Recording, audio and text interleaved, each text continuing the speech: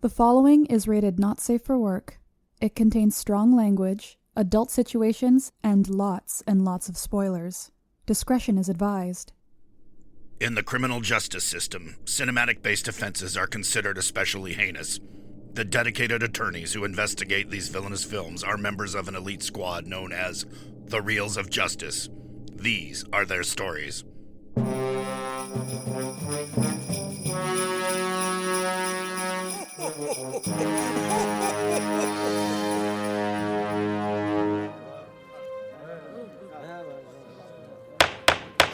Order, please, order. The Reels of Justice is now in session. Judge Maynard Bangs presiding. Will you all rise for the Honorable Judge Bangs?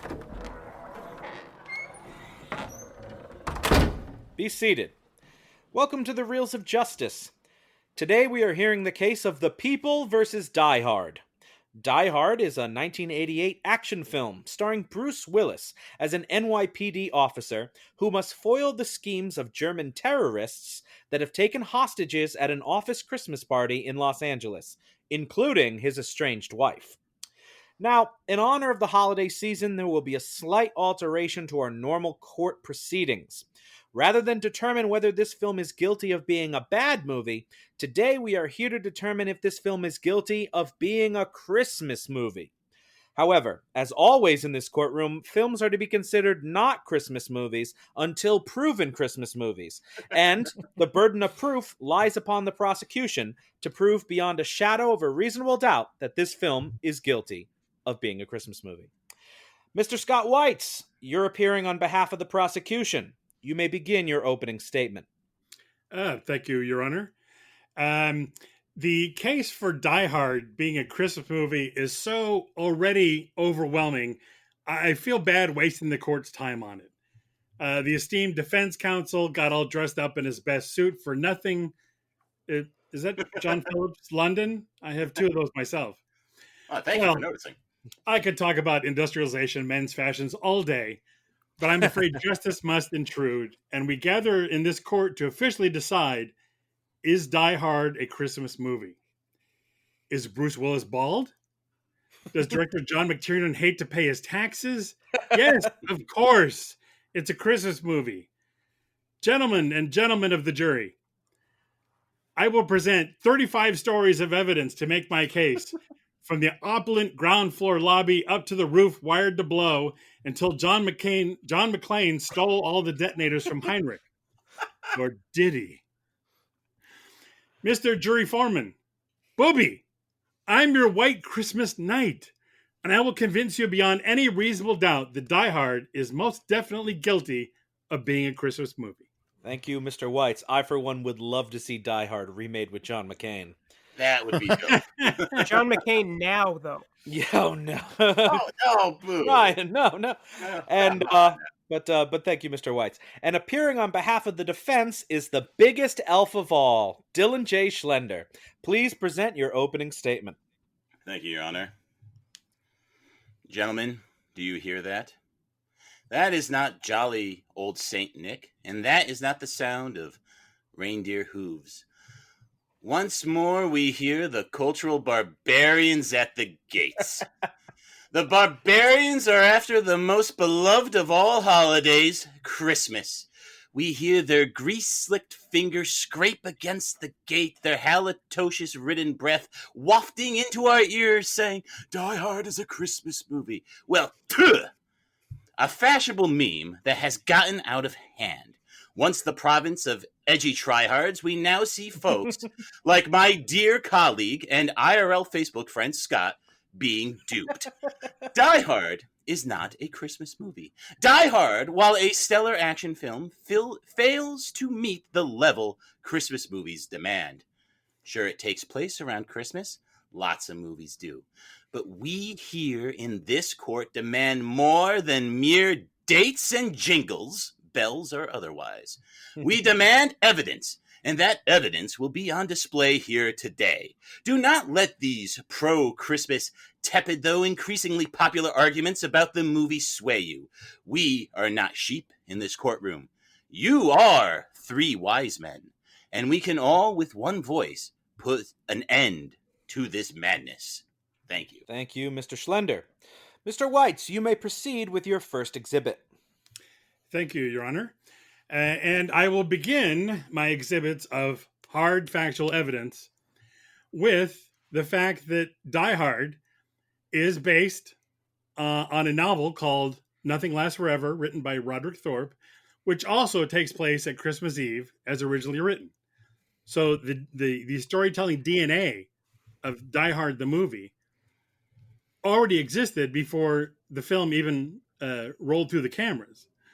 The script for Die Hard is so focused on Christmas that Shane Black has had a constant erection since 1988 when the movie opened.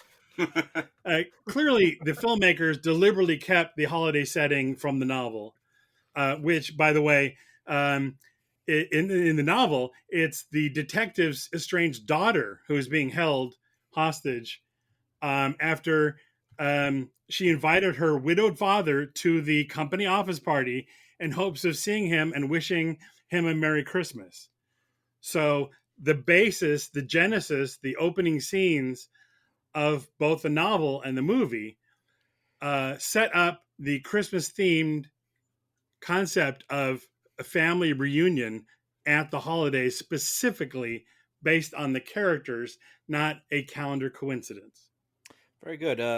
Mr. Defense, Mr. Schlender, what do you have to say about this, the novel being set at Christmas time? Oh, that's actually a point that I was going to bring up. One of the reasons the author Roderick Thorpe had the novel take place during Christmas time was to explain the paucity of police and security around the building, allowing the eco-terrorists to attack. For you see in the novel, the tower is attacked by terrorists, not common robbers like we see in the movie. So while Mr. Weitz is correct that the novel does take place during Christmas, this is a pure contrivance based on the terrorists' plan to strike the building at its weakness. There's nothing inherently Christmassy about it. It could have worked for any time where security is lax. Ditto for the movie. I would object to that the defense is picking and choosing the facts of what has already been established.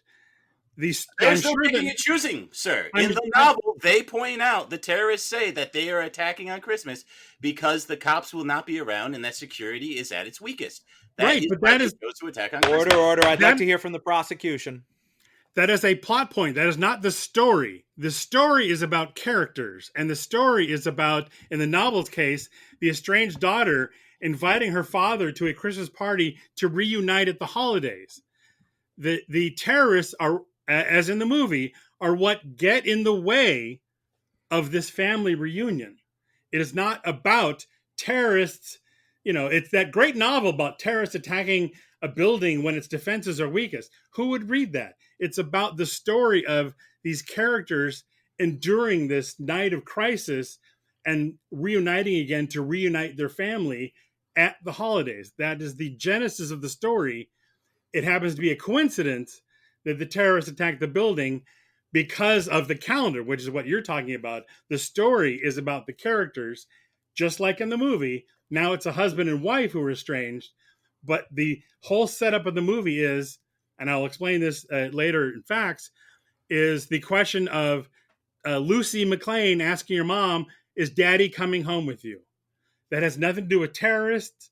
The story was set up the fact that this estranged couple is meeting again after months apart, and are they going to get together?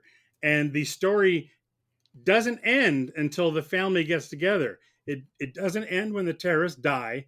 It doesn't end when the building blows up. It ends when the story ends and the couple in Die Hard are sitting in the back of a limo. And that is the story of what is happening, not the plot complications of what our heroes must fight against. All right, I would just like to object if we could backtrack to the novel one more time. Roderick Thorpe came up with the idea for this detective novel when he was seeing Towering Inferno, fell asleep, and was imagining his hero being chased around in such a building.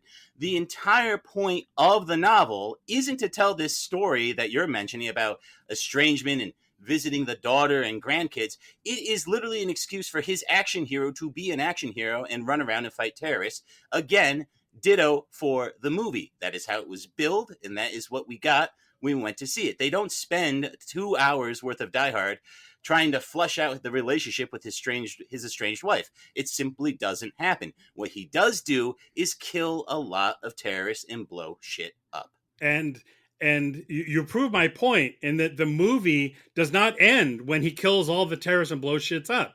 The movie ends when the couple gets back together, which is set up in the beginning 20 minutes of the story before a terrorist even kills anyone. So the couple does get back together at the end, and then Reginald Vell Johnson shoots the last terrorist, and that is basically the closing action. They get in the limo and they leave. That is not compelling to say that this is the whole story is about that. The whole point of the movie is to watch the terrorists get their ass kicked by Bruce Willis. Wrong, because the final terrorist that Sergeant Al Powell kills is the last terrorist who endangers Bruce Willis getting together with his wife. And he is not even killing Bruce Willis because of the heist plot. That is his revenge act against Bruce Willis killing his brother in the movie. So the terrorist plot is already over by the time that he pops up out of the crowd and draws a gun on Bruce Willis. That terrorist plot has already ended in the movie with disaster for them. No, I agree with you. It's a cheap scare at the end, and if we were arguing whether or not this was a good movie or a bad movie, that would definitely be an argument for it being a bad movie, but I fail to see how it helps your case. Because it's the final hurdle between the couple getting together at the end of the movie at Christmas. It's the last threat that John McClane and Holly have to survive before they can reunite. And it is Al Powell's redemption as a side plot that he shoots the final terrorist. But the terrorist plot is already done by then. That part of the movie is over, which means that the real story of is John and Holly going to get together, that is the last hurdle they have to survive. We're getting way off of the movie, but my point is that the same family reunion at Christmas storyline transfers directly from the novel to Die Hard the movie with a slight change in character assignment. And my last point on that is purely a contrivance to have an action hero in a building killing terrorists. There is nothing inherently Christmassy about it. The story. It is not because that is not the story. All right, order. Mr. Weitz, I'd like to have you move on to your next point. We'll let the jury decide. Well, let's put it this way. We'll stick with the movie now, and I will go directly to the horse's mouth, and that is Die Hard co-screenwriter Stephen E. D'Souza, who was interviewed by CNN in December 2017 and asked directly if Die Hard was a Christmas movie. He first replied, yes, because the studio rejected the Purim draft. He also joked that plus a woman about to give birth features prominently in the story. But the real proof is he ended his tweets with hashtag Die Hard is a Christmas movie. That is the co-screenwriter of Die Hard declaring that Die Hard is a Christmas movie. In his opinion, he's one of the two guys that wrote it. Damning evidence. Mr. Defense, do you have any retort to this? What did Bruce Willis say about Die Hard being a Christmas movie? He said it's not. What did John McTiernan say about it? While he's come around to the meme and he's in it for the giggles, saying it's interesting that people say that, I will have you know, not once during the audio commentary for Die Hard does he say it's a Christmas movie. Not once before this meme started so perniciously in the year of our Lord 2009 did he ever say it was a Christmas movie. This is a meme. They're along for the ride, my friend. Do not be suckered in with them. I will take the author's word over anything because he is the one that actually constructed the story from the original novel source. He is the one that constructed the dynamic of this family reunion Christmas between John and Holly. And, you know, I'll take the author's word over anyone because everyone else was hired to make the movie that he co-wrote, including Bruce Willis. Bruce Willis is entitled to his opinion. It doesn't change the facts of what are in the script, and the script is the spine of this movie, and it proves on practically every page that it's a Christmas movie. And to make Stephen D'Souza's point even stronger, at that same time, he made an infographic chart evaluating Die Hard as more of a genuine Christmas film than the Bing Crosby classic White Christmas. And here's the evidence that he added. Only the final reel of White Christmas happens during Christmas, and its Christmas party doesn't start until that final reel. Meanwhile, Die Hard is Christmas Eve for all 132 minutes nonstop of its existence. If you want to say White Christmas is a Christmas movie, Die Hard features 5 holiday songs in its soundtrack. White Christmas only has 2.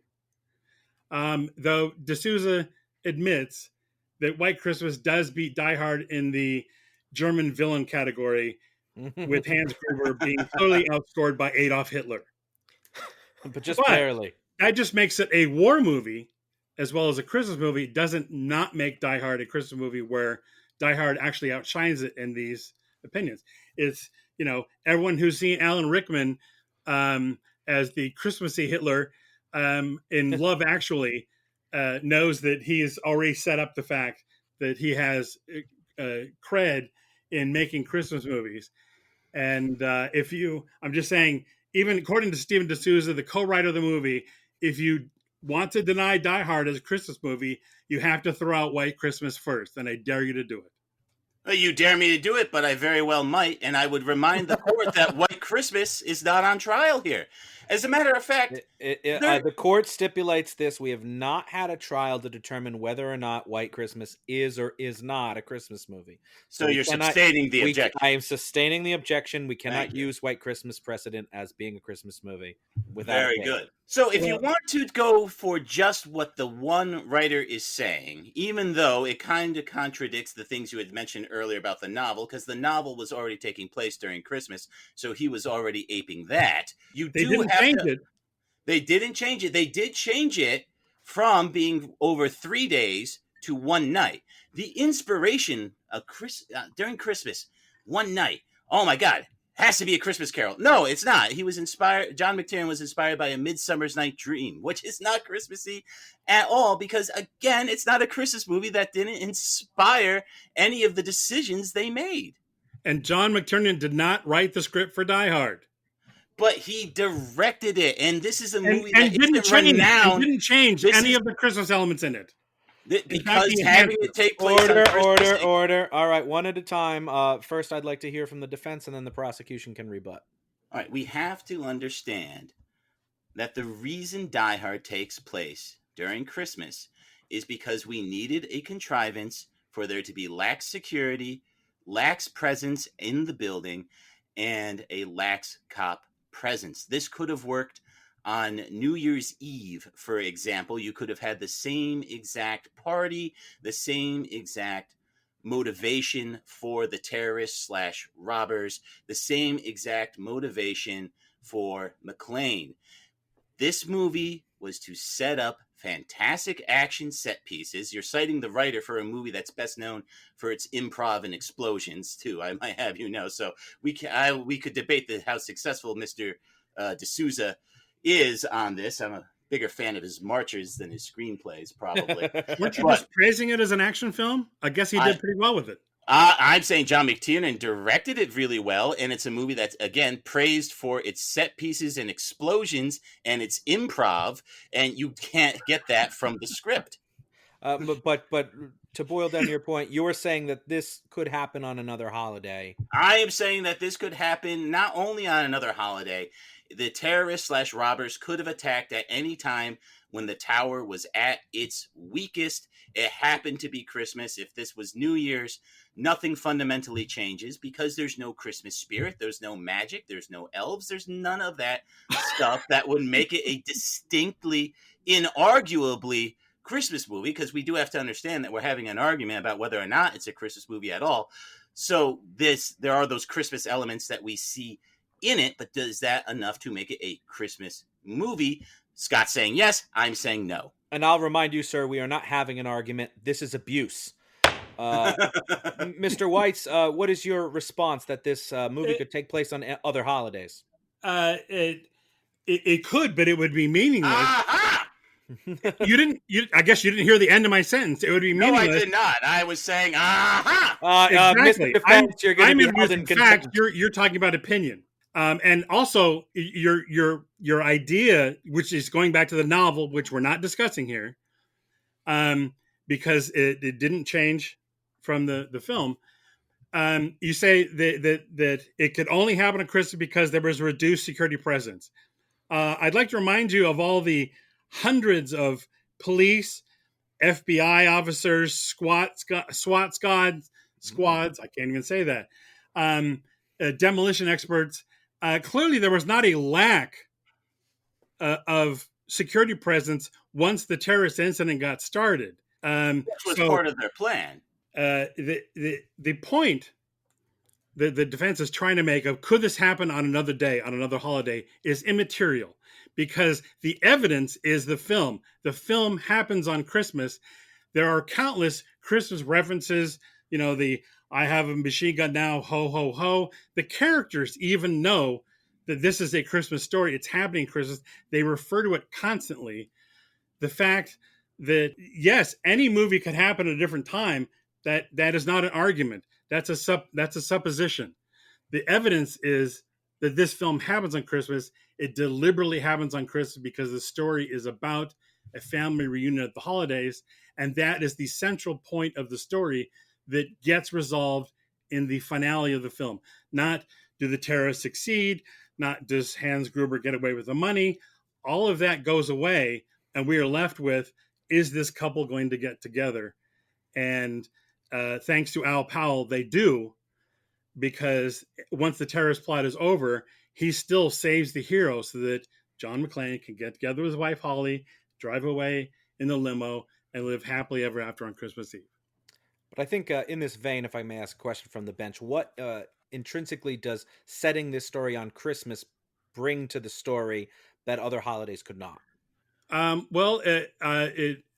I think there's a long-standing tradition of families reuniting at Christmas. If you've had any interactions with families, there are families who get together at Christmas that don't even like each other, but they do so for the social sake of being together as a family at the holidays. And I think none of us questioned that when this movie came out in 1988. It is a natural social phenomenon that we all experience on possibly an annual basis, depending on what your family is doing. But it's, people all don't gather on Valentine's Day. You don't have all the family fly in from Chicago and Milwaukee to be together on Valentine's Day. That is a specific thing that happens on either Thanksgiving or Christmas.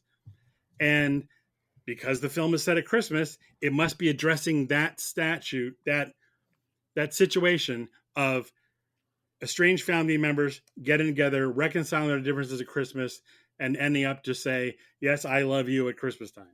Well, I think we've given the jury a lot to think about on this point. If there's no objections, okay, I'd like to move on to the prosecution's next point.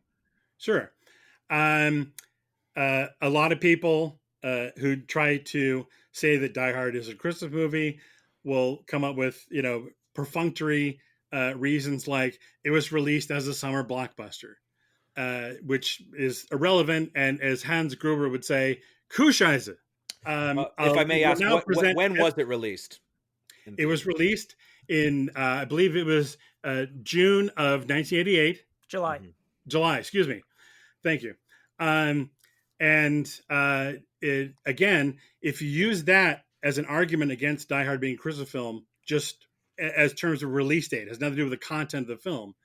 There are a bunch of classic Christmas movies you would have to throw out as well. Miracle on 34th Street. Everyone watches it. It has an annual, cable TV marathon at holidays. That classic Christmas movie was released in May 1947. Cary Grant and David Niven unwrapped The Bishop's Wife 2 days before Valentine's Day in February 1948. No one doesn't think that's a Christmas movie.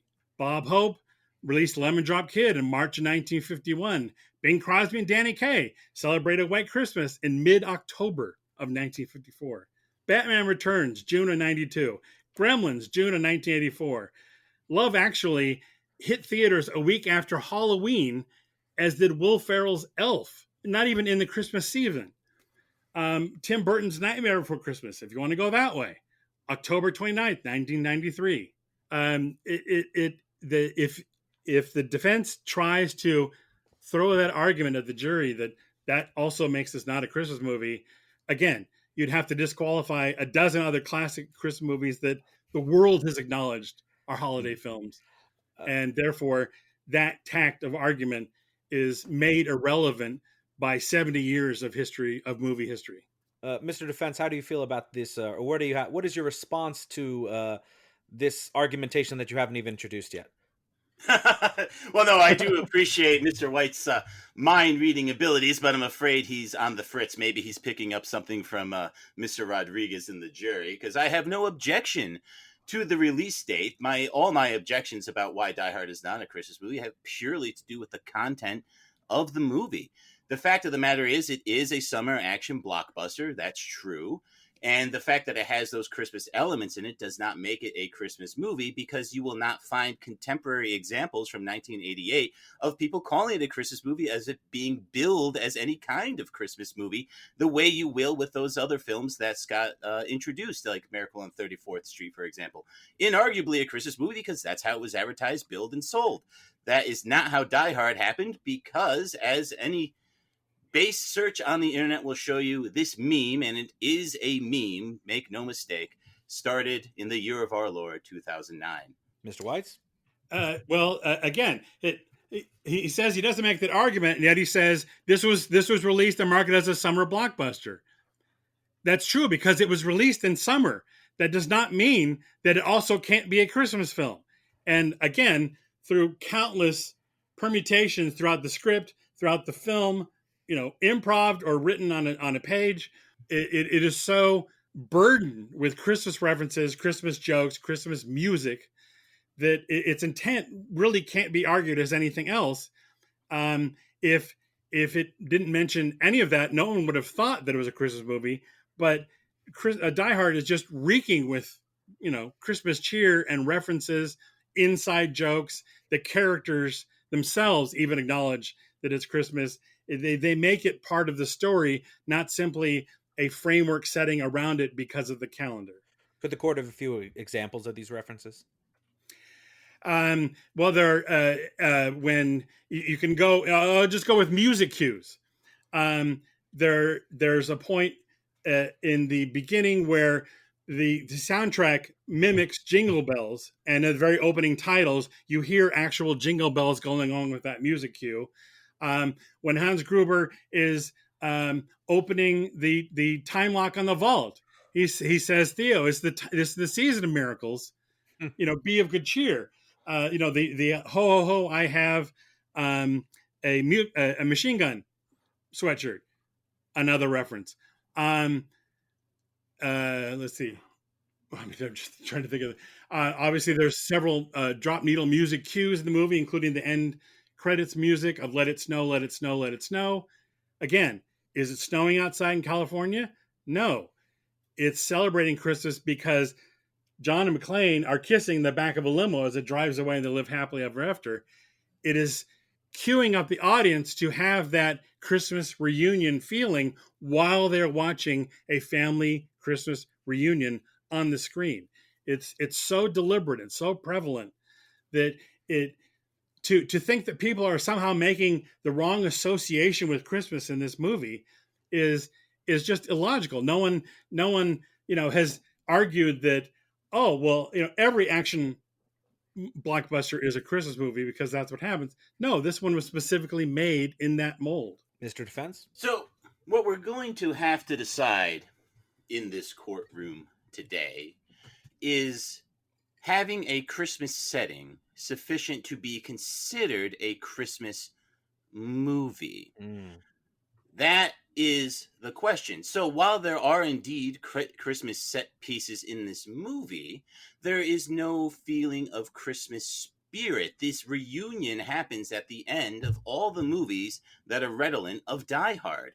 And all the other movies that are redolent of Die Hard do not feature Christmas.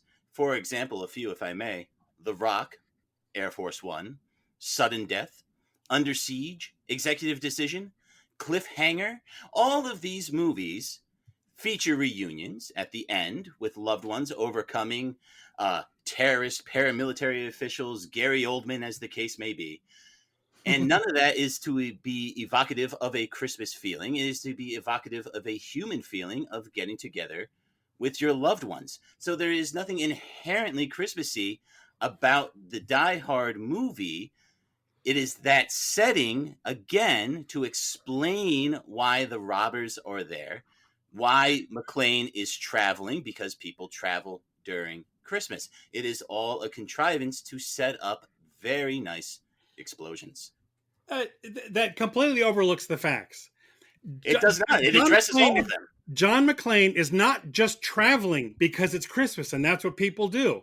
When it's Christmas, I don't just get a plane and fly to another state. I'm going for a reason. John McClane was invited out to visit his estranged wife to try and reconcile. Even their daughter, Lucy McClane, like I said in the beginning, her question when she gets her mom on the phone is Daddy coming home with you on Christmas Eve? And she says, we'll see what Santa and I can do. She frames that answer in terms of Christmas. It's we'll see what Santa and I can do. Even her daughter understands this is a Christmas reunion. Yes, of course, other movies have reunions of beloved ones. But as you say, none of those films are confused with being Christmas films. This one is confused for being a Christmas film. You're right. Right. And that's what makes this one a Christmas film, because it is so obviously focused. You keep saying it's a setting of Christmas. Like, it's because of the calendar that's happening at Christmas. But the characters themselves engage in so much Christmas-related behavior, Christmas-related dialogue. Even the tape that John McClane uses to strap the pistol to his back is Christmas tape. That's how detailed they went into making Christmas permeate this entire movie. And to dismiss that as a setting is just ignoring the evidence that the film itself presents. It is so deliberately, nothing in a movie happens by accident. Someone had to make the Christmas tape. Someone had to buy it. Someone had to make it stick on John McClane's back. This is deliberate action on the part of all the filmmakers. And to say, well, that's just a setting, it doesn't mean it's Christmas, it is just, again, ignoring the entire facts of the movie itself. But it's not ignoring any of the facts, Mr. Weitz. It's addressing the facts. The fact of the matter is, it is a setting, and those are indeed props. You're not illustrating what is so Christmassy about them, except for the very, very superficial level. Yes, it's wrapping on his back because it's Christmas time and there's Christmas wrapping available.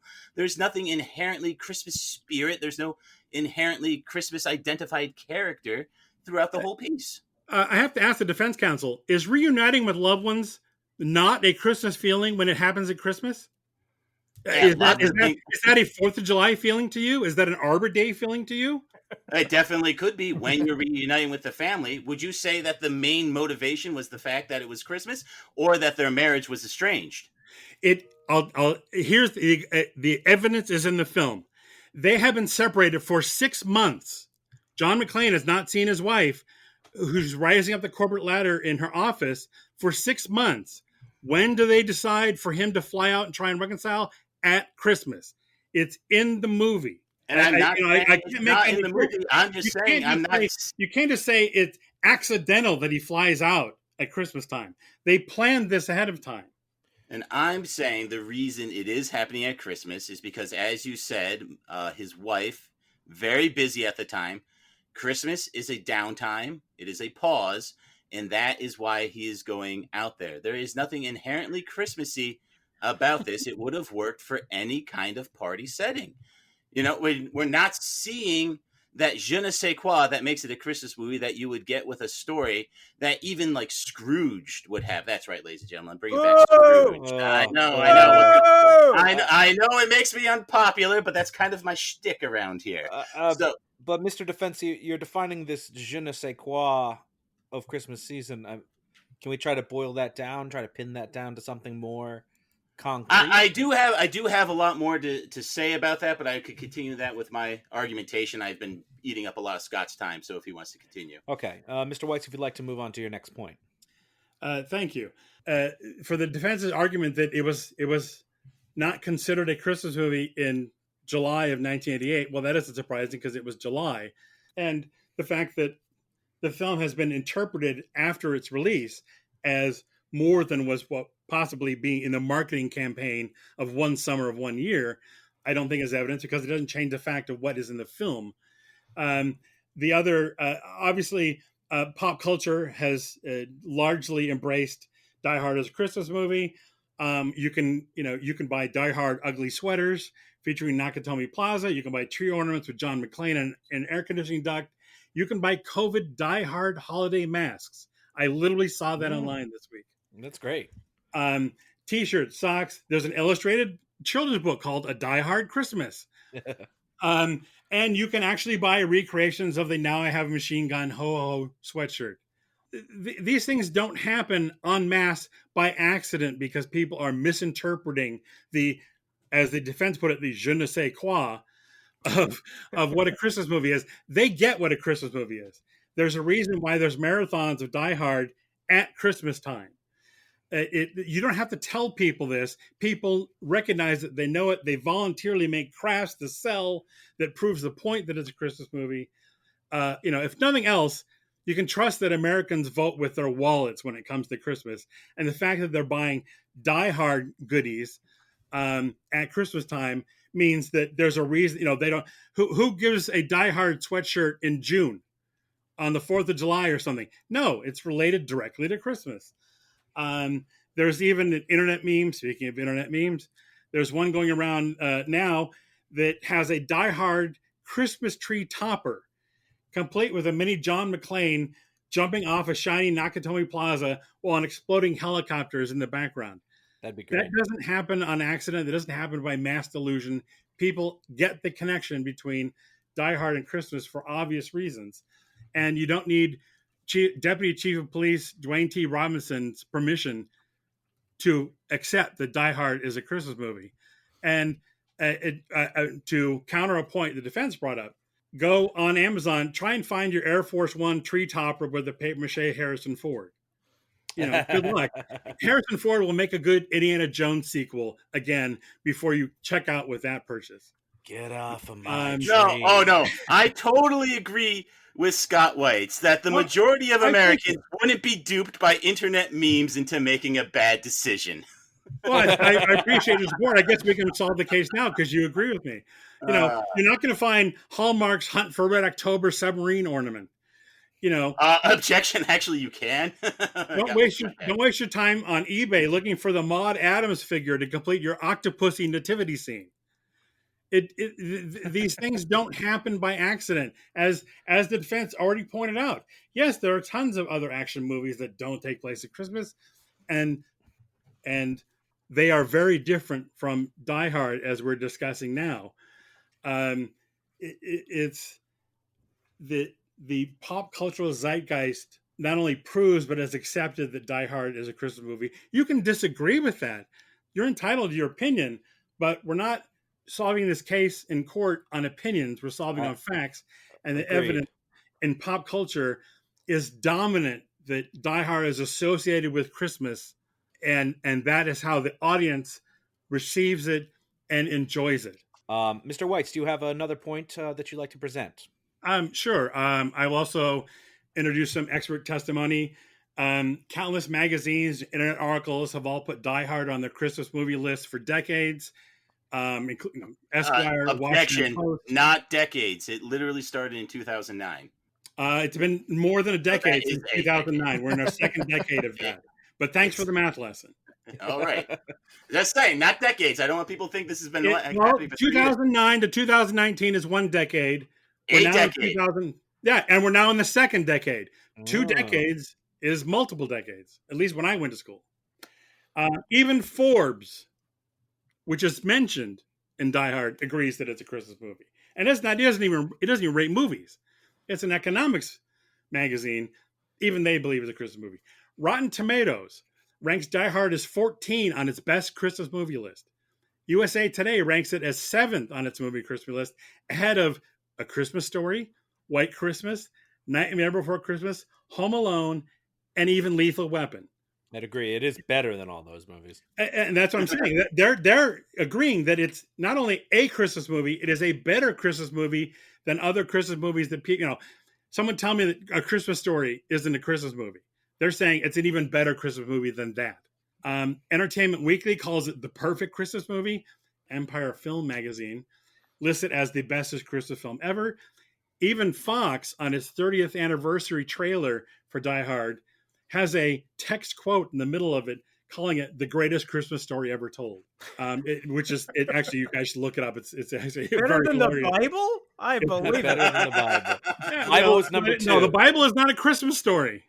The Bible has much better explosions. Yeah, exactly. Oh, it did. Also written by Stephen E. D'Souza. And you don't see Patriot Games or Skyfall or True Lies making the Christmas list. Again, this is mass acceptance that Die Hard is a Christmas movie. It is associated as one across the culture. And again, millions of people can't be getting this wrong because they don't understand or agree with the defense counsel's opinion about this movie. But Mr. Weitz, the court recognizes that the popular zeitgeist has embraced Die Hard as a Christmas movie. But can we talk again about the film itself? Do you have any more examples thematically of the film or moments Absolutely. of the film that you could bring up? Certainly. If nothing else, the ending of Die Hard erases all doubt that this action movie is also a bona fide Christmas movie. As I mentioned before, as the $640 million of bearer bonds are snowing down on Nakatomi Plaza, the film soundtrack plays Let It Snow, which, is that because the weather in LA is frightful? No, it's because it's fucking California. They play the song because it's a Christmas movie. If you want to make a New Year's movie, have everyone sing Auld Lang Syne while the Poseidon is flipping upside down in a tidal wave. That's a New Year's Eve movie because it happens on New Year's Eve. This is a Christmas movie, and Die Hard is not an exception. The final line of dialogue closes the case. John and Holly are finally reunited, reconciling their differences with a kiss in the back of the limo.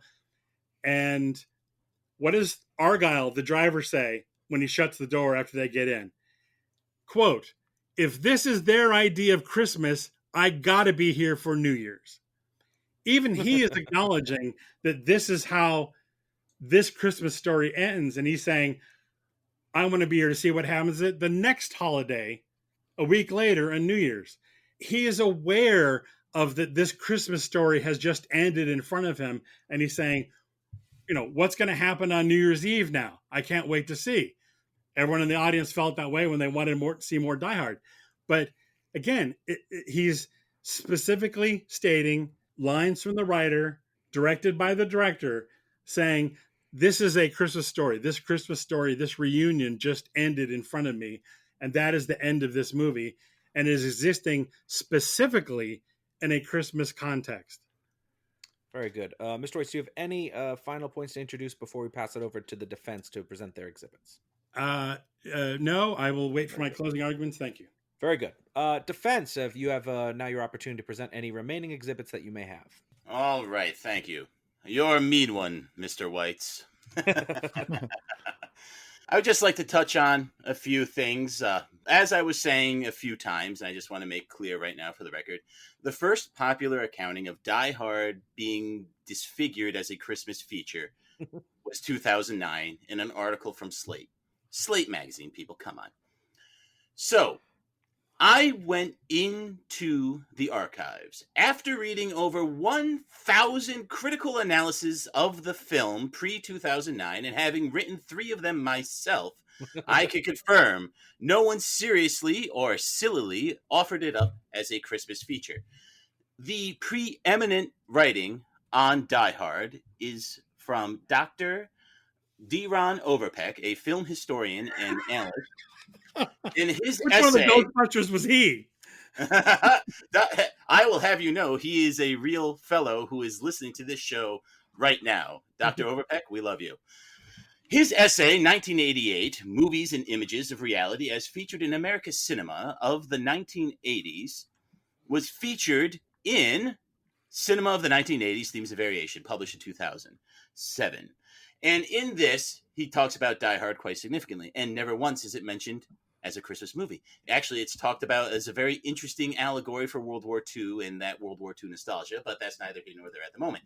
So I said, well, surely Dr. Overpeck, with his numerous PhDs that overflow, he must not be in the loop. So I took it upon myself to reach out to Dr. Overpeck, and I said, Dr. Overpeck, is Die Hard a Christmas feature?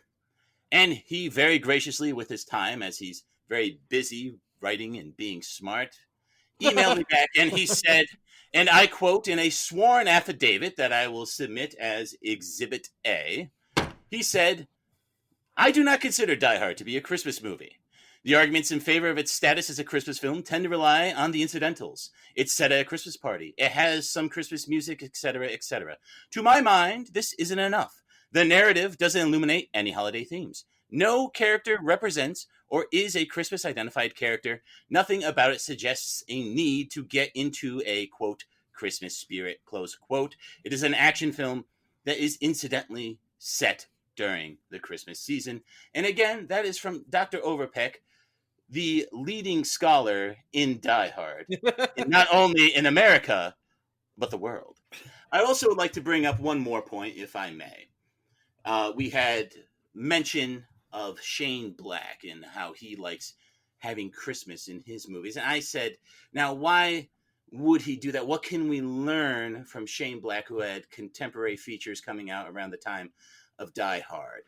And he actually has a quote where he talks about what Christmas means to him. And it's not the same thing it means to Stevie Wonder. He said, I tend to think of it to just inform as a backdrop. The first time I noticed it was in 3 Days of the Condor, the Sidney Pollack film, where Christmas in the background adds this really odd, chilling counterpoint to the espionage plot. I do not think it is a leap to graft that opinion onto Die Hard, that having it take place during Christmas adds a little pop to the plot, which is ultimately robbers breaking into Nakatomi Tower to steal bearer bonds. It's really, really cool. There's really good explosions. Alan Rickman is really neat in that movie, and Bruce Willis is funny. We don't need to sully this any further as a Christmas movie. So those are the 2 points I want to bring up. I suppose I should bring up very quick in my favorite Christmas movie, when Mary Tyler Moore yells, Buck never would have been in the hospital, about her son who tried to kill himself. Because, that happens in front of a Christmas tree.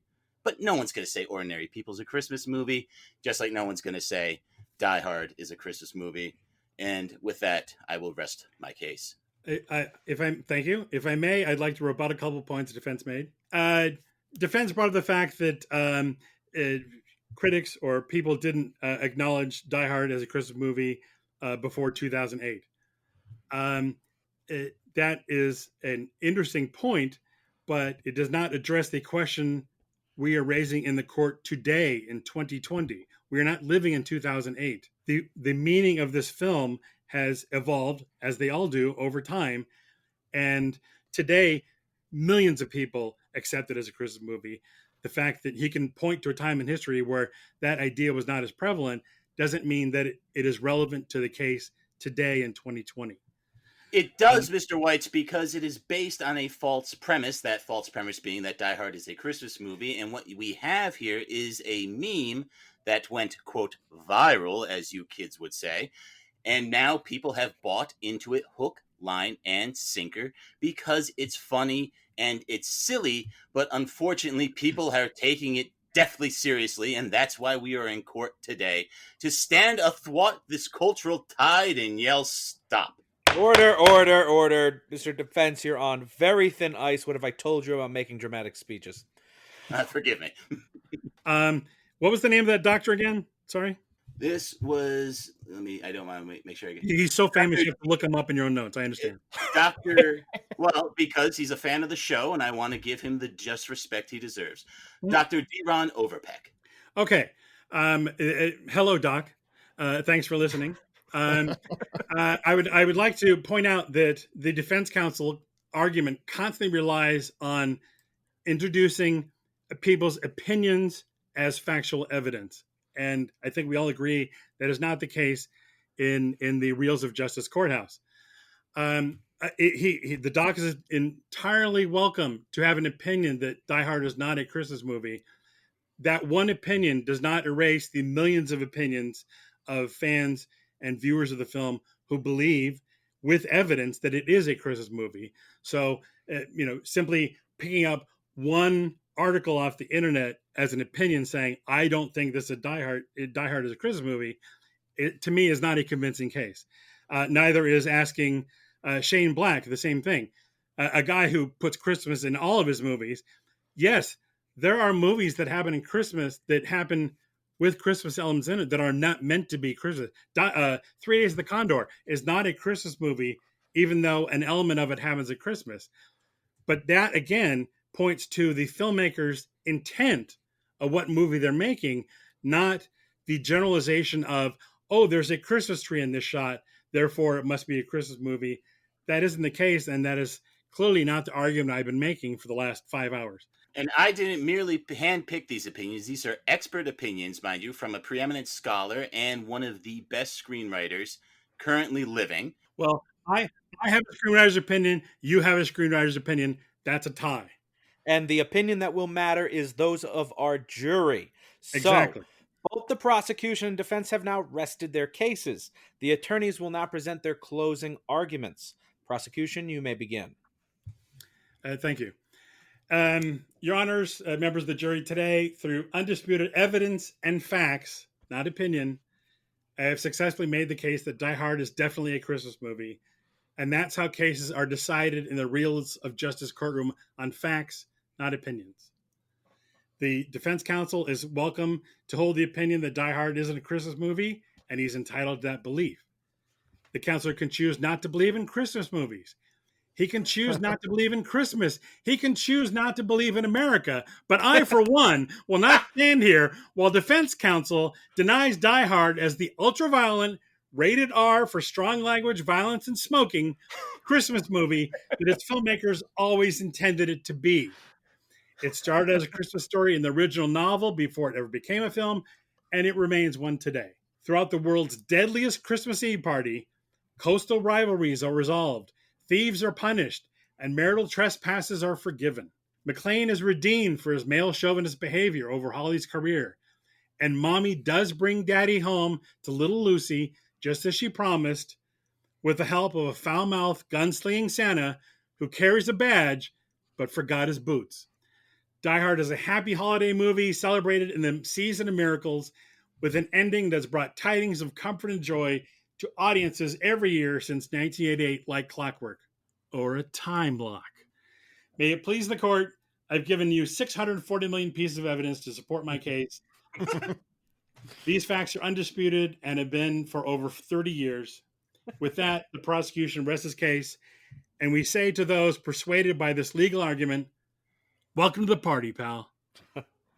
All right, thank you. Defense, you may present your closing arguments. Well, here it is. The last stand for Christmas. The Christmas spirit unwittingly finds itself surrounded by memes and insincere jokers. Jesus and Santa held hostage by the contrarians of our culture. The Christmas spirit forced to fight against those who would pillage this time of joy and mirth. Well, the Christmas spirit may not have a machine gun now, but it has one better, the Reels of Justice. And I am asking you in this courtroom to strap yourself to the back of the Christmas spirit and let rip that metaphorical bullet that slays this pernicious meme once and for all. It's time to stop decking the halls with hollow bodies and once again with boughs of holly. So stop raising hell and to sing silver bells and to stop saying yippee-ki-yay, motherfucker, and to say so loud that the world can hear us in one voice. Merry Christmas, motherfucker! Thank you. Thank you both, I think. Members of the jury, Mr. Robb Maynard, Mr. Big Ben Haslar, Mr. Up on the Housetop Reindeer Paws, out jumps good ol' Ryan Luis Rodriguez. You have all heard the facts concerning this case. It is now up to you to determine if this film is guilty of being a Christmas movie. The bailiff will escort you to the deliberation room to render your verdict. Come to the deliberation room. We'll get together, have a few laughs.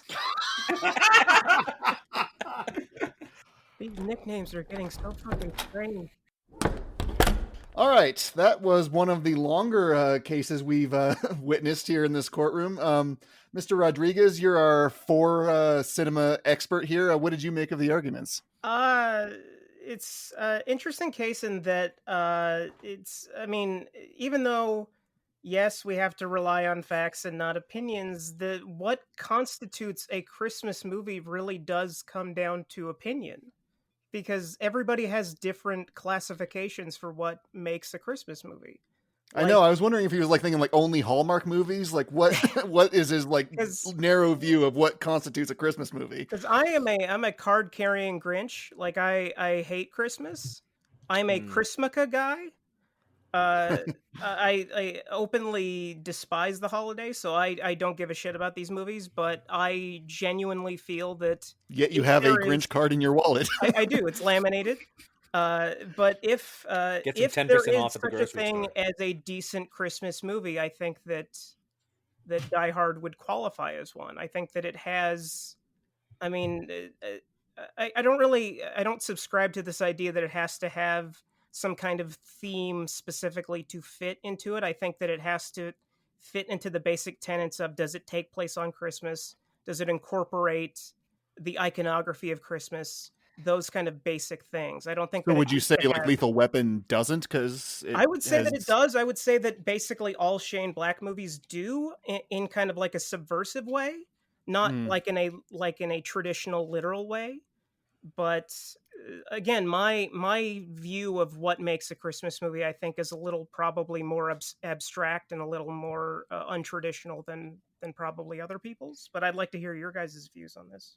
Well, I'd ask both of you, before 2009, before this Die Hard thing became a meme, did you consider Die Hard a Christmas movie? Is it something you watched every Christmas? I'm in the minority because my parents would not really let me watch a whole lot of violent movies. They showed me Die Hard once, and it was I think I was 18. So your parents still letting you watch movies at 18. Yeah, I know. That's I was a real follower, so I didn't really have that experience. I would probably cede to the defense that probably no, but sometimes it does take that right illumination of someone just pointing out to you that something might fit a place that you didn't think it would. That makes that light bulb light up in your head. Yeah, beforehand, not so, but I wasn't really into Die Hard before. But I think maybe since I don't know, the 2010s, when I kind of started realizing that it's kind of this and Back to the Future are pretty much the quintessential perfect screenplays of the 80s. And I think the case that I think helps it for a Christmas movie is last year, every Christmas I watch Christmas movies all day with my parents and my family. And my father suggested that we watch Die Hard kind of as a joke. And my mom is a strict traditionalist. She's a born-again Christian. She's super strict into the tenets of Christmas. She does not take this shit lightly, and she is very, very serious about it. And she put up a fuss for maybe about 5 minutes, and then maybe 30 minutes into Die Hard, she was laughing and having a superb time. And at the end of the movie, she said, "That was one of the best movies I've ever seen." And I asked her, "Is that a Christmas movie?" And she said, "Absolutely." So if you can win over my mom and have a movie that is as violent as Die Hard and as non-traditional as Die Hard, I think that you deserve to be in that pantheon. Here's another question I kind of wanted to ask. Is Rocky Horror Picture Show a Halloween movie? Because they show it on Halloween like clockwork, but it has no Halloween iconography in it. Well, that's because it's spooky and kind of in the sense of you got to show kind of subversive weird stuff on Halloween, but it's not a horror film though. And I think that people would be more comfortable when people go see Rocky Horror. They dress up. right? And Yeah. so it's probably a little easier to dress up on Halloween to go see Rocky Horror than it would be any other day of the year. Yeah. When that's more socially acceptable than Yeah, you're gonna get a little less looks. Yeah. For me, I can't agree with Ryan in the point that just setting it in Christmas is enough. You know, I think even the prosecution mentioned like 3 Days of the Condor, which has, you know, some setting of Christmas, but he does not qualify it as a Christmas movie. To me, I don't know what the je ne sais quoi is. You know, I think we have some standards and ideas of Christmas, gathering, reunion. And to I was me, hoping for a checklist, honestly, of what the Christmas Right, movie I is. was So too. I I could was just go, hoping- okay, check, miss. I was check. hoping we were reduced it going to to something hear. binary. I was hoping we were going to hear something drawn from Christmas songs of like, this is the definition of Christmas based on, you know, this song right here. You know what yeah, Stevie Wonder says Christmas means to me. That's too binary. So I don't think the setting, the ho ho ho, that to me, that is just window dressing. To me, if Die Hard is a Christmas movie, it is entirely based on John McClane trying to get home to his family on Christmas Eve. You know, it's a I'll be home for Christmas type story. He could do it other days of the year, right? Like this, you know, Planes, Trains, and Automobiles is a Thanksgiving movie because they're trying to get home for Thanksgiving. You never see Thanksgiving till the end. But we consider it a Thanksgiving movie because that's their goal, that's their destination. John McClane's entire motivation is not just to save lives, but is to get out of this situation so he can get home to his family. So not only is Christmas important to the inciting action of letting the building be vacant enough to be attacked, but it's also important to his motivation. What keeps him going is to get reunited with his family. In this instance, in this context, for Christmas. Yes, you couldn't go into the script and put in, as Scott said, Arbor Day. No. And you couldn't do copy and replace. You could put in... We have too few Arbor Day films out there, though. We need more. So true. You could put... I thought you could put in New Year's. And I think it would be great if he sent the dead terrorist body down the elevator with one of those little New Year's Eve hats on and like one of the party whistles coming out of his mouth. That'd be great. Yeah, exactly. That would totally work. You know, but I don't know if there's a big impetus to get home for New Year's. I think the opposite, like you stay out for New Year's. Thanksgiving could have worked, like Planes, Trains. Yeah, Thanksgiving could work, but I don't think you'd have a big office party for Thanksgiving. I think people would just be home with their own. That's but the family. security You're not would getting be low. drunk, you're eating turkey. The security would be low. One point that I think is a failure of this movie and the book is that Christmas would be the last day that I think the power company would agree to shut down a grid. That's true. Like, they're like, are you kidding? It's Christmas Eve. I'm not shutting down a grid on Oh, Christmas Eve. everyone's turkeys for like a 5-block radius. I mean, the tower's under construction, though. No, the tower is normally occupied. It's empty because it's Christmas. But the top few floor is under construction. There's a little renovation going on up there, but that's about all. Because the tower that they were filming in was not finished. Huh. Well, I sort of thought they framed it as like, in office buildings, there's always like someone coming in on a floor above you. So they probably just restructuring for that reason. That's why those floors are the way they are, because the building wasn't actually finished. So, Right. I'm gonna, I'll go on record saying first that I do not think a movie just set at Christmas is enough. And I do not think, the zeitgeist can say whatever they want. They can put it on all their lists. That doesn't matter to me. What does matter to me is this is a story about a man trying to get home to his family on Christmas. And it just happens to be terrorists that get in his way that he has to kill. But at the end of the day, he wants to get home to his family on Christmas. And in that, I'm going to say it's guilty of being a Christmas movie. It is a Christmas movie. I will second that I don't give a fuck about the zeitgeist, but I also don't care about Christmas themes specifically. I care about the Christmas setting. And I think that it's guilty of being a Christmas. These are such stupid parameters. It's guilty of being a Christmas movie. Well, listen, we had to say it was guilty of being a Christmas movie because we couldn't say it was not guilty of not being a Christmas movie. The prosecutor and the defense, like, what the hell are we doing here? Okay, someone had to be the prosecutor, right? Whatever. Okay. You Grinch. Bah I humbug. told you this was the one where Brian was going to quit. Big Ben, where are you landing? It doesn't matter what I say because Yes, it the does. die Yes, has it been does. cast. But I would sort of agree with you. I think Christmas, like it used to be Saturnalia, and then it was associated with Jesus's birth, and then Santa came in sometime down the line. It's always sort of been changing along the lines where people are just sort of looking for this time to feel special and like get into a communal spirit.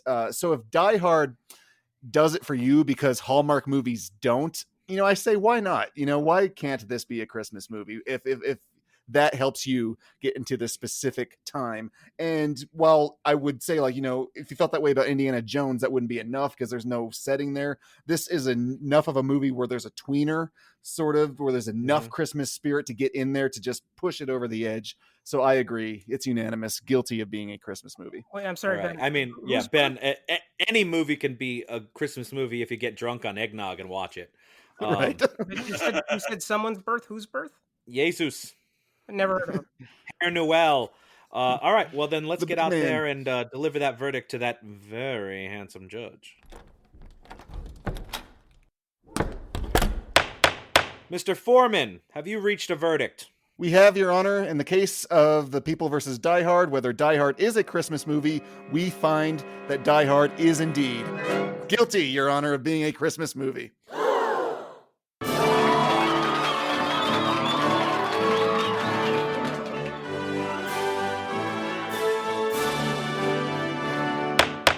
Thank you very much. The verdict is so rendered. Die Hard is hereby and forever recognized as a Christmas movie. So let's all shut the fuck up about it, shall we? Court is adjourned.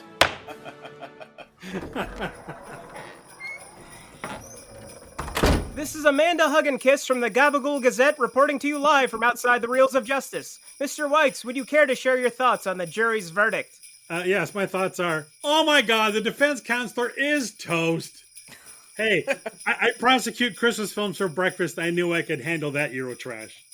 And anyone not convinced by this 35-story tower of evidence can pound down a 1,000-year-old Twinkie, if you know what I mean.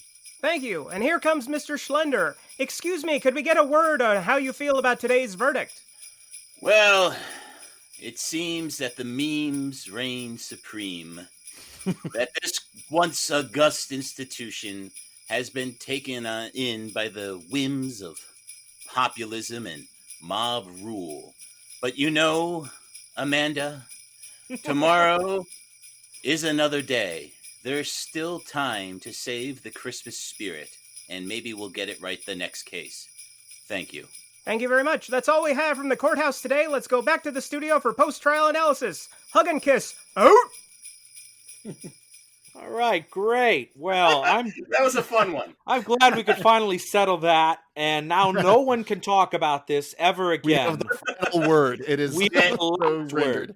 If It is done. If anyone argues about Die Hard being a Christmas movie, send them the link to this podcast This is it. and tell them to cram it up their cram hole. I mean, So it was Scott- legally proven. What else do you need? That's it. Legally End proven. story. Court of Yeah. law. That's it. No double jeopardy. You can't do it again. Scott, what has been keeping you busy? Well, I have released the first premiere episode of my new horror audio drama series, Dread of Night Radio Theater, and it is now available to listen to for free online. You can find all sorts of. It's on Apple Podcasts and Google. It's on all the outlets. The easiest way to find it is to go to dreadofnightradio.com.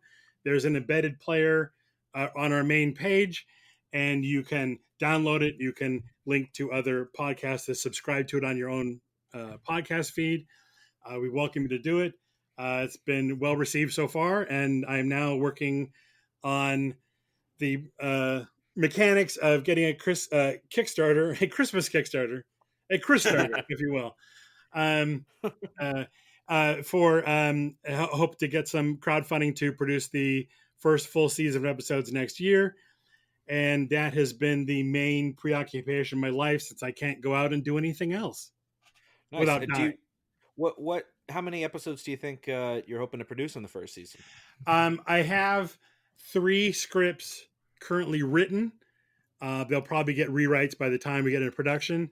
I have at least 4 other ideas in development. A lot of that will depend on how popular the funding is. Basically, I know the budgets of what it will cost to record given episodes. Some are more expensive than others. So we have plenty. It could be a very full season of at least half a dozen episodes. They do take some time to post-produce and everything because I'm doing it myself right now. But there'll be plenty of stories to choose from, and I hope that one of the things I'm working on with the Kickstarter now is to give potential supporters and fans of the show currently some ideas of more actors, famous actors, who may be associated with individual episodes coming up. So it will depend on when I can get those confirmations so that I can announce them accurately. And then, of course, production is all going to depend on where we are with, COVID in next year. I don't know exactly with the new lockdown now, whether studios are available to us. They were in the later summer of this year.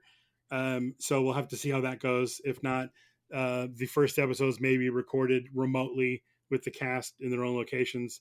So timing is hard to figure out just because I don't know what's going to happen with all that. But the episodes are there to be produced. It's just a matter of getting to produce them safely. Right, The episode that you fantastic. do have now is Reels of Justice approved. It's fantastic. Oh, thank it you is very much. great. I listened to it one morning. I was an early morning walk, and there was a lot of fog and everything, and the whole thing's about how she can't see, and I'm like, oh man, what am I doing to myself? The sound design of the last 3 minutes is some of my favorite podcasting that I've heard recently. It's so good. Thanks. It was the sound design was one of the goals I have with Dread of Night is to fully dramatize these as radio plays. A lot of people do great podcasts with narrative stories, and those are fine too, and some of them mix sound and music. But I really took one of the reasons why the cabinet was the first episode I produced is it indeed put the main character in the void, as I call it, where she can't see anything. She doesn't know where she is and doesn't know where she ended up, how she ended up there. And she has to rely entirely on hearing to navigate this void. And so I worked extra hard, and I tried to make the scares and sound effects in that last part effective for the listener that was building up to all that. So I appreciate your comments, and I do intend for future episodes to be even more fully produced in sound effects and environments, depending on how they fit the story. But that I want to make that a hallmark of Dread of Night audio dramas. So thank you. Well, that's awesome. I'm excited. Yeah, that is excellent. And Scott, you were part of our Secret Santa program this year. Lucky you lucky duck. So who got Scott this year? Oh, actually, you know what? It was me and Scott. It was a real fun case. We had a lot of fun, and so no hard feelings about you winning. I think you did a great job, so I got you this. Well, Dylan, I appreciate it, and I agreed. We had a fun time. It was a fun case to argue, and you made salient points. So this time I happened to get the jury's approval, but I thank you. I'm going to open this gift now. A very good wrapping job. Thank you. What is it? Hold on, it's so tightly taped on. I have to open. It is a slice of a tree trunk that has been decoupaged, and a text has been burned into it. It says, "Dylan is better than Ryan." How thoughtful. Weird. Well, gift, Dylan. If there is a holiday message, it is burning that into a slice of tree trunk. Dylan, I appreciate it. I know you put a lot of work into this, and I will proudly hang it on my office wall. Thank you so much, pal. You Merry Christmas, Scott. Part of our Secret Santa too, Scott, you get to give us a holiday recommendation for a movie you think people should check out.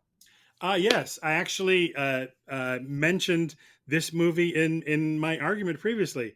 It is the 1951 Bob Hope Christmas movie called The Lemon Drop Kid. It's a rather unconventional comedy, Christmas comedy. It's based on the Damon Runyon story, and in it, briefly, Bob Hope plays a racetrack tout. If people don't know what that is, because that was invented 70 years ago. He plays basically a con artist who hangs out at racetracks, horse races in this case, and he finds suckers who are betting on races. He gives them false tips about which horse is going to win a race. And they're completely made up.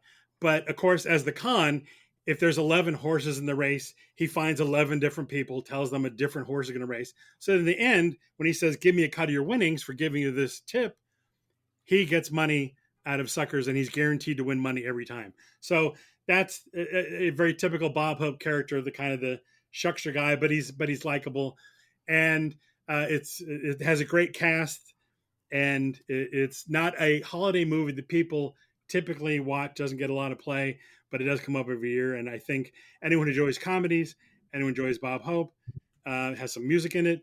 It's got everything, and it's an underdog of a Christmas movie that I think is worth recommending to people. Is it a Christmas movie? Is it because it's set at Christmas? Yes. Okay. It's specifically plot driven in this case.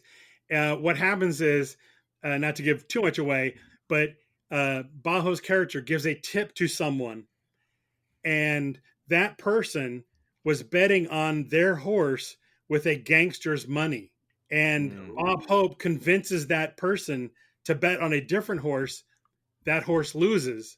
And the gangster then comes after Bob Hope's character to get the money back. And he gives him until Christmas Eve to return the money, or he'll kill Bob Hope. And that sounds very dark. It's handled big clothes, you see. But the point is that, and so he has to reunite with his girlfriend. He has to get help from all of his con artist buddies to try and raise money. And how that happens is the comedy funny part. But basically he does this under a ruse that makes raising money possible. But in the end, he's saving his own ass. And so it's the conflict of, is he going to think of himself at Christmas, or is he going to actually help people that he's pretending to help in order to raise money to save his life? And that is why it's a very Christmas-centric movie, is that it's the test of, is he going to think of others or think of himself in this crisis? I always think of death threats and ultimatums as part of the Christmas je ne sais quoi. Exactly. That's some people say. It pretty much started in the manger when the three wise guys go, hey, you want the kid to make it to one. I brought this incense thing. If you'd fill it with $100 bills, I'd appreciate it. Now, next in the Secret Santa is me. All right. So who's got me? I got you. Here you go. All right, great. This looks beautiful wrapping job. Thank you, Ben. Oh, it's a make your own sushi kit. That's great. It's kind of tentacle themed in your way, Ben. So I see. I warn you though that sushi meat is about a week old, so tread lightly. Yeah, it would have been nice if you had maybe put it in a freezer or fridge or something. But Jesus. So for my recommendation, I'm going to recommend, in my opinion, a movie that takes place at Christmas but is not a Christmas movie, and that is Gremlins. It has holiday music throughout the soundtrack. Yes, it absolutely takes place at Christmas. But you could pick up Gremlins and put it up in any other time or place. You could just make it the guy's birthday, and he would still get the gift of the Mogwai, and very little about the movie would change. And we watched it recently as a holiday movie, and it really is just set dressing and a setting, but it's still a great movie. And kind of strangely, putting it at Christmas makes it weird, because since there's all that snow outside, every time the Gremlins walk through the snow, you're like, shouldn't they multiply? Thank you. So it's weird to set it at Christmas for. Okay, Rob, I want my present. Come on. All right. Dylan, who had Dylan for Secret Santa? That's me. So Dylan, I told you I'd never buy you anything because you know what you did. But here you go. Okay. Oh, it's so small. Okay, hold a second. I'm opening up. Oh my goodness! It's a necklace that says BFFs, and it splits in two, so I can give one to. Well, then, Rob, here you go. Oh, thank you. We are BFFs. Oh, fantastic, Ryan! So thank you. great. That's so thoughtful to give us something. Yeah, you're wow. welcome. You're so fucking welcome. Way better than Ben's sushi shit. Right. Hey, Okay, Okay, so if if putting on Die Hard's going to cause the argument, you got them to listen to this episode, and they're still being dunderheads about it. There's a backup grown-up Christmas movie you can watch. 2003's Bad Santa, starring Billy Bob Thornton. So don't fight over the holidays. If you need to watch something that has violence and swearing and is raunchy, Bad Santa fits the bill and is still a Christmas movie. No argument there. And a fantastic wooden pickle joke while you're at it. So Ryan's next, and I got Ryan for Secret Santa, so here you go, Chief. Scrunch, scrunch, scrunch, scrunch, scrunch, scrunch. It's a signed picture of a Cate Blanchett costume test from Thor Ragnarok. I'm gonna put this next to my bed. Oh, boy.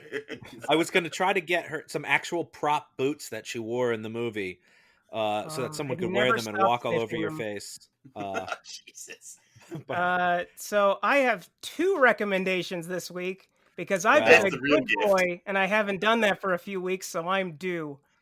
They're both from a filmmaker that broke into the industry in earnest the year before Die Hard was released. And it's Ernest? A similar impact on action cinema for good or for ill, Shane Black, and they're both Christmas movies. The first, from 2006, is the twisty meta black comedy neo-noir Kiss Kiss Bang Bang, starring Val Kilmer and Robert Downey Jr., which I don't enjoy as much as The Nice Guys, but still may be one of the most quotable movies ever made. The second is the movie that was set in motion by Kiss Kiss Bang Bang and Downey's subsequent commercial resurrection, 2013's Iron Man 3, which is not only the best Iron Man movie, I will stake my reputation on this possibly outlandish claim. It is the only great Iron Man movie. Not the only great movie with Iron Man. Justice, my friend. Yeah, you are begging for a real justice. There's also the Avengers, Age of Ultron, Homecoming, and Endgame, but it's the only great movie exclusively about Iron Man and, to a lesser extent, Pepper Potts and Rhodey. Kiss Piss Bang Bang, I guess. Kiss Piss Bang Bang is streaming on Hoopla, whatever the fuck that is, and Iron Man 3 is streaming on Disney+. Disney, Captain, you say? Wow. Captain fucking Magic over here. 12 jaws are dropping. Wow. All right, and Ben is our last Secret Santa, and I believe Scott got you something. Here we go.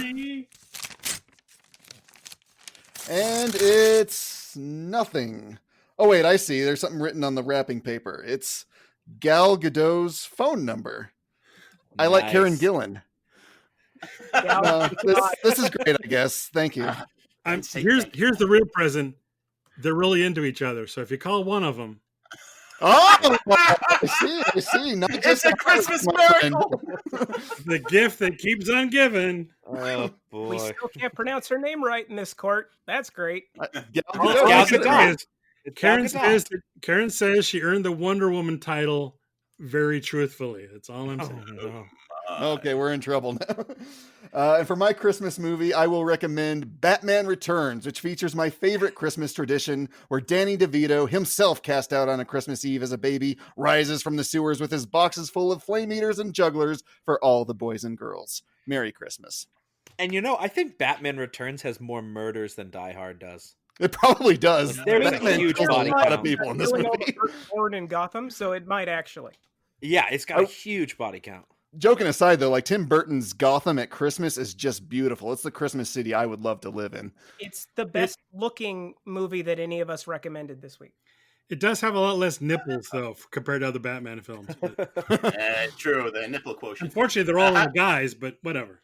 Yeah, I mean, it's got to have a bunch of tentacles if Ben recommended it, so look out for those. Well, it's got Can't flippers. wait for that one to run out of There's steam. a guy with flippers. Never. For sure.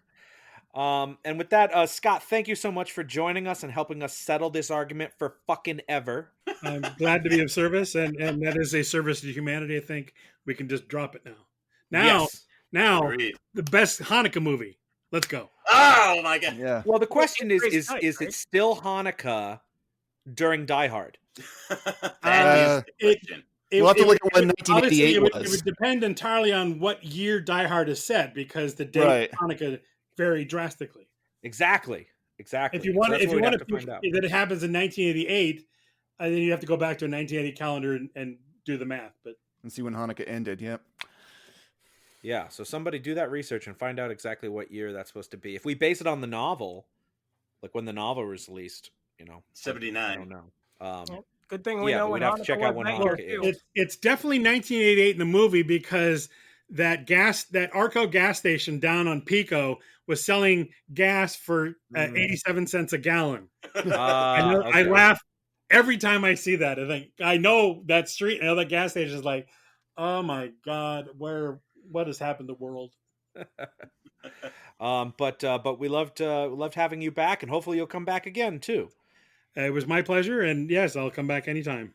Awesome. Fantastic. And with that, we're all out of show, but from everyone here, we hope that you have a very Merry Christmas and Happy Holidays. And we're, of course, all out of show, but we hope you'll join us next time as the Reels of Justice keep turning. Cheers. Count it. Humbug. Is White Christmas a quantum movie? That's what I want to know.